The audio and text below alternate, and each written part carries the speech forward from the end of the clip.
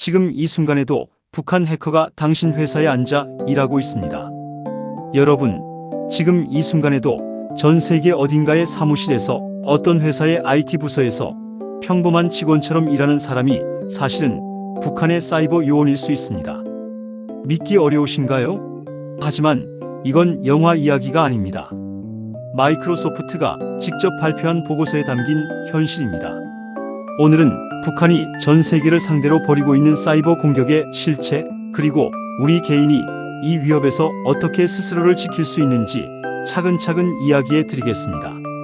글로벌 시장 조사업체 스태티스타가 마이크로소프트 보고서를 인용해 밝힌 내용에 따르면 2024년 7월부터 2025년 6월까지 약 1년 동안 북한 사이버 공격자들이 가장 많이 노린 나라는 바로 미국이었습니다. 전체 피해의 무려 50%를 차지했습니다. 절반이라는 숫자입니다.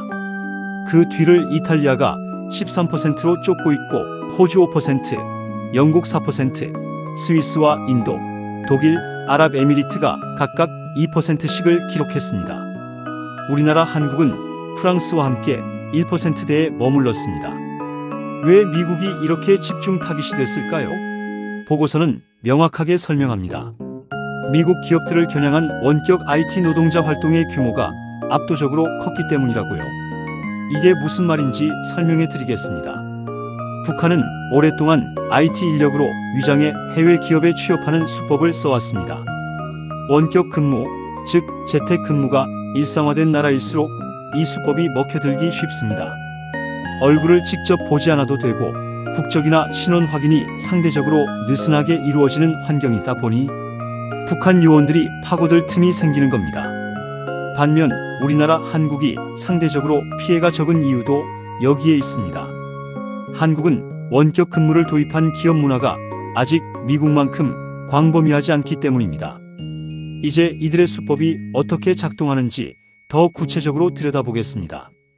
북한 IT 인력들은 정교하게 만들어진 가짜 신분을 갖추고 기업에 지원합니다. 이력서도 그럴듯하고 포트폴리오도 있으며 기술 면접도 통과합니다. 일단 취업에 성공하면 회사 내부 시스템에 접근 권한을 얻게 되고 바로 이때부터 진짜 임무가 시작됩니다. 이들은 회사 자금을 빼돌리고 기밀 정보를 탈취하며 내부 시스템 정보를 수집합니다. 그리고 수집한 정보는 나중에 랜섬웨어 같은 악성 코드를 심는 데 활용됩니다.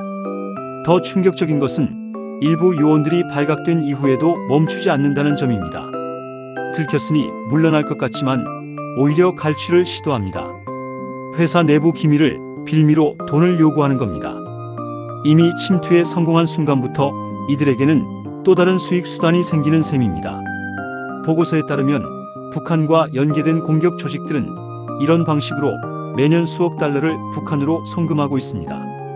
우리 돈으로 수천억 원에 달하는 금액이 매년 북한의 자금줄로 흘러들어가고 있는 것입니다. 그렇다면 이들은 어떤 분야를 주로 노릴까요? 가장 많이 표적이 된 분야는 IT 업종으로 전체의 33%를 차지했습니다. 그 다음으로는 연구 및 학계가 15%, 싱크탱크와 비정부 기구 NGO가 8%, 소비자 소매업 7%, 금융 5%, 제조업과 보건이 각 4%, 통신과 방위산업, 상업시설이 각각 2% 순이었습니다.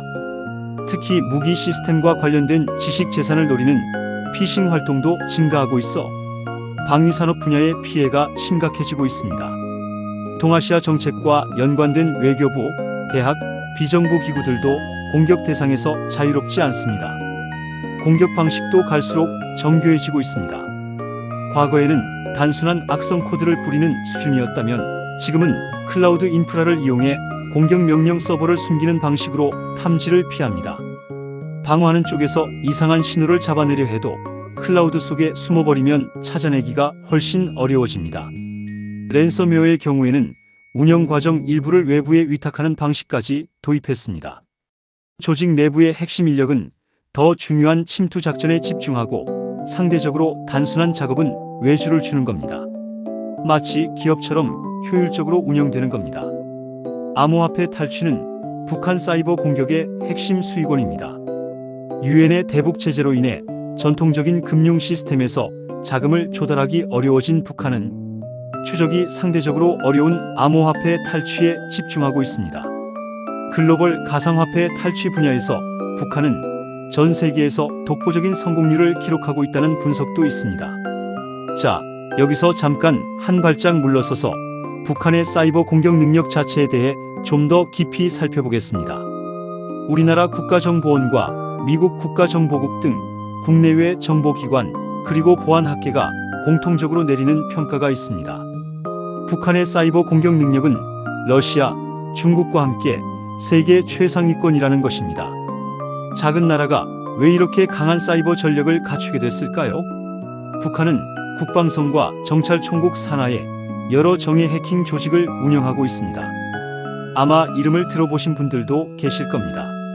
라자로스, 김숙희, 안다리엘. 이 조직들은 오랜 기간 실전 공격을 통해 다듬어진 고도의 기술력을 보유하고 있습니다.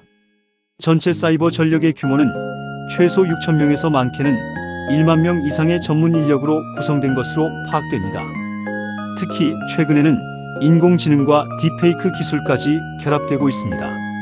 실시간 화상 면접에서 AI로 합성된 얼굴과 목소리로 신분을 위조하는 방식이 등장했습니다. 실제로 채용 담당자가 화면 속 지원자와 대화를 나눴는데 알고 보니 그게 실존하지 않는 AI 합성 인물이었던 사례가 보고되고 있습니다. 단순한 이력서, 위조 수준을 완전히 넘어선 겁니다. AI를 이용해 소프트웨어의 보안 취약점을 자동으로 탐지하고 공격하는 기법도 보도화되고 있습니다. 과거에는 청와대나 지상파 방송사, 은행 같은 국가기관망을 마비시키는 것이 주된 목적이었다면 지금은 현금화가 가능한 암호화폐 탈취와 방위산업 기술 탈취가 핵심 목표가 됐습니다. 국제 제재라는 상황이 북한의 공격 방향을 더 정교하고 실리적으로 바꿔놓은 겁니다. 그렇다면 이런 세계 최고 수준의 위협 앞에서 우리 개인은 어떻게 스스로를 지킬 수 있을까요? 거창한 보안 장비나 전문 지식이 있어야만 가능한 걸까요? 그렇지 않습니다. 해커들이 개인을 공격할 때 가장 즐겨 쓰는 방법이 뭔지 아십니까? 첨단 기술로 방화벽을 부수는 게 아닙니다. 바로 낚시, 전문 용어로 피싱입니다. 택배 주소가 잘못됐으니 확인해 달라거나 친구가 보낸 것처럼 위장한 재미있는 링크 하나로 우리가 스스로 문을 열어주게 만드는 겁니다. 기술이 아무리 발전해도 사람의 심리를 노리는 이 방법은 여전히 가장 효과적인 공격 수단입니다. 우선 비밀번호 관리부터 시작해야 합니다. 생년월일이나 1234 같은 비밀번호는 해킹 프로그램이 몇 초 안에 풀어버립니다. 영어 대문자와 소문자, 숫자, 특수문자를 조합해 만든 복잡한 비밀번호가 필요합니다. 그리고 더 중요한 것이 있습니다. 바로 2단계 인증입니다. 비밀번호를 맞게 입력해도 내 스마트폰으로 인증번호가 한 번 더 와야 로그인이 되는 방식입니다. 해커가 비밀번호를 알아냈다 하더라도 내 스마트폰까지 갖고 있지 않으면 절대 로그인할 수 없습니다. 지금 당장 주요 계정에 2단계 인증을 켜두시기 바랍니다. 두 번째는 출처가 불분명한 링크와 파일을 절대 열지 않는 것입니다. 모르는 번호로 온 문자에 링크가 있다면 일단 의심하는 게 맞습니다. 무료 아이템, 비공개 영상 같은 자극적인 문구로 유혹하는 링크들은 클릭하는 순간 악성 코드가 설치될 수 있습니다. 심지어 친한 친구가 보낸 메시지라도 내용이 이상하다면 링크를 누르기 전에 전화로 직접 확인하는 것이 좋습니다. 친구 계정 자체가 이미 해킹당해서 스팸 링크를 자동으로 보내고 있을 수도 있습니다. 세 번째는 업데이트를 미루지 않는 것입니다. 스마트폰이나 컴퓨터에서 소프트웨어 업데이트 알림이 뜰 때 나중에 하기를 반복해서 누르시는 분들 많으시죠? 이게 생각보다 위험합니다. 제조사들이 보내는 업데이트에는 새로운 기능만 있는 게 아닙니다. 해커들이 뚫고 들어올 수 있는 보안 취약점을 막아주는 패치가 포함되어 있습니다. 업데이트를 미루는 것은 방패 없이 전쟁터에 서 있는 것과 다르지 않습니다. 보안 프로그램도 항상 최신 상태로 유지해야 합니다. 정리해 드리겠습니다. 북한의 사이버 위협은 더 이상 먼 나라 이야기가 아닙니다. 당신이 다니는 회사, 당신이 쓰는 금융 앱, 당신의 스마트폰 안에 이미 손을 뻗고 있을 수 있습니다. 세계 최정상급의 해킹 조직이 AI와 딥페이크까지 결합한 무기를 들고 우리의 일상 속으로 파고들고 있습니다. 하지만 그 어떤 정교한 공격도 결국 우리의 작은 습관 하나를 노리는 데서 시작됩니다. 복잡한 비밀번호와 2단계 인증, 의심스러운 링크는 절대 열지 않기, 그리고 업데이트를 미루지 않기. 이 세 가지 습관만 철저히 지켜도 해커들이 노리는 가장 쉬운 표적에서 벗어날 수 있습니다. 디지털 세상에서 나를 지키는 첫 번째 방패는 거창한 보안 장비가 아닙니다. 바로 조심하는 습관입니다. 오늘 영상이 도움이 되셨다면 주변에도 꼭 알려주세요. 여러분의 소중한 정보와 자산을 지키는데 이 영상이 작은 도움이 되길 바랍니다.